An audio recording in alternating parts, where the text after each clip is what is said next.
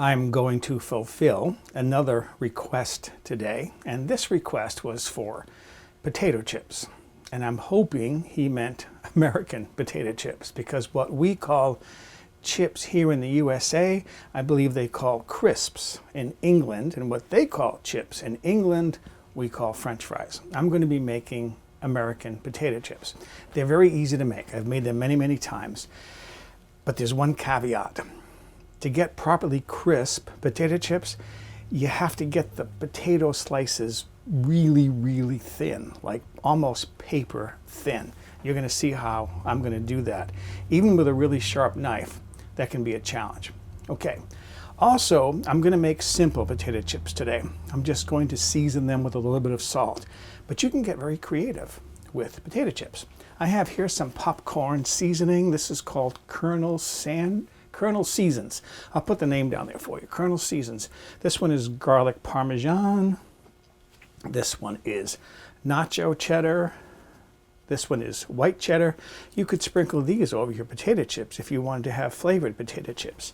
If you want chips that are really spicy, you can do something like this. This is a McCormick's Grill Mates pork rub. Normally you would season meat with this before you put it on the grill, but you could sprinkle a little bit of this over your chips to give them a smoky barbecue hot seasoned flavor. So a lot you can do when you make homemade potato chips. You can be very creative, but I'm going to do simple today. Just simple potato chips seasoned with salt. So let's make potato chips.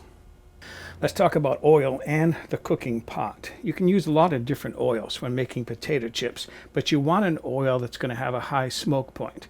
In other words, you can heat it up to a high temperature before the oil starts burning. I keep a chart in my kitchen of the smoke points of oil. You can use canola oil, corn oil, grapeseed oil. Those are all excellent oils. I'm going to use peanut oil. This actually has quite a high smoke point. It's 450 degrees Fahrenheit or 232 degrees Celsius. But the other oils, as I mentioned, are good. You don't want to use something like lard, which would burn at 370 degrees, which is about 188 degrees Celsius. I'm going to be heating the oil to 375 degrees. So you want a high temperature oil. You also want a deep pot, because the more oil you're working with, the better it'll hold its temperature as far as the oil, because there's a lot of water in potato slices. You'll see that later. That water is going to really cool down the oil rapidly. It could lose 50 degrees when you first throw the potato slices in there. You also don't want to fill your pan up too much, because it's going to foam up a lot when that water boils in the potato chips. So you want to leave headroom to allow the oil to foam up. Let's talk about potatoes next. I'm using russets. 2 will make a lot of potato chips. I'm going to use 3 because for my final photography, I want my bowl overflowing with potato chips. Okay, these look really, really nice. I bought these last night. I can tell by the skin color that these are really fresh. You want fresh potatoes. If they're really dark brown, they've been stored for a while, they're not going to make as good a potato chip as fresh potatoes. I also scrubbed these really well this morning and dried them with paper towels. I'm thinking with this skin looking this nice, I won't even need to peel them. I can just simply slice them and then cook them that way. This is how I'm going to get my potato slices thin enough. This is an electric rotary slicer. It's got a spinning blade here. This plate here can be adjusted with this dial over here. The more you adjust it, the more this plate moves away from the blade to give you thicker slices. I set my dial at the first click because I want my slices so thin. This is a Toastmaster model. People ask me, where did I get this? I bought this many, many years ago at a store that is now gone, Linens and Things. They don't make this model anymore, but if you go onto Amazon and search for Waring Slicer, I'll put the name down there for you, Waring Slicer. You'll see the different models that are available. I actually like the Waring better than this one.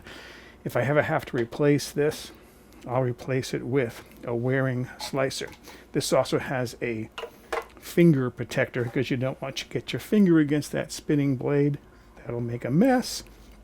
So I can put my potato in there, hold that in place, and then start slicing. I'm going to put a piece of paper towel down here, fold it over several times because potatoes have an awful lot of water in them. It's going to be water dripping. In fact, Julia Child, in one of her old black and white videos, it was called The Potato Show, she put shredded potatoes in a towel and just wrung extra water out of the shredded potatoes. Okay, I'm going to start slicing.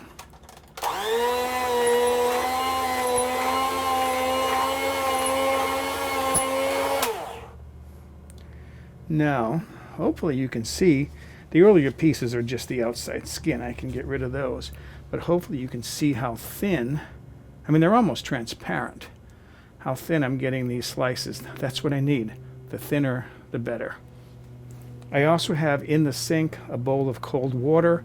I'm going to transfer my slices over to that cold water to rinse them to get some of the starch out. I'm going to transfer my potato slices to some paper towels here because I want to get these as dry as possible before I drop them in the oil, because I don't want drips of water going into the pan. That could cause the oil to pop up and splatter and burn. Meanwhile, I've been heating my oil to 375 degrees Fahrenheit. That's about 190 degrees Celsius. I'm getting it really hot because when I put the potato chips in, the potato slices, they're going to really reduce the temperature of that oil. I want to keep the oil between about 350 degrees, which is about 177 degrees Celsius. And it's 375 degrees Fahrenheit. That's about 190 degrees Celsius. Again, I'm getting this really dry. I don't want any drops of water in the pan. These are only part of the potatoes that were in that bowl. I've got more to go. All right, I'm going to transfer these to a bowl, and then I can start frying potato chips. Okay, my oil is hot enough. I'm going to lower those in there. See how that foams up? Even though I dried those quite a bit, they are really foaming up. And I'm watching my temperature here. That is slowly dropping. It's already down to about 350 degrees Fahrenheit, 177 degrees Celsius. I want to try to keep it as hot as possible.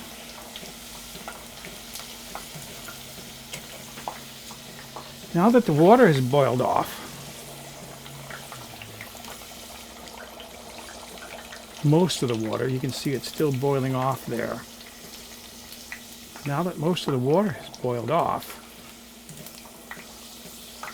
the potatoes will start to crisp. And I want them just lightly golden. What I have here is I set aside a bowl with some paper towels in it. I'm going to transfer these to the bowl in a minute. And as soon as I get them in the bowl, I'm just going to lightly salt them and then transfer them out of that bowl into another bowl. Okay, look how little those are bubbling now. The water is gone. These should be fairly crisp, but I'm going to take these out.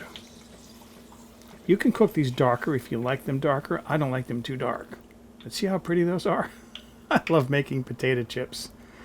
Okay, I'm waiting for my pan to recover here its temperature, the oil, and then I'm going to cook another batch.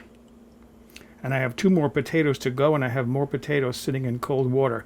So this is going to take me a while to do all my potatoes. There are my potato chips. I told you I could get this bowl to where they're literally almost falling out of the bowl. I have a few more on the side that I'm going to put around the edge when I do the final photography. All right, let's see what I've got here. Hear how crunchy they are. I know you can hear that.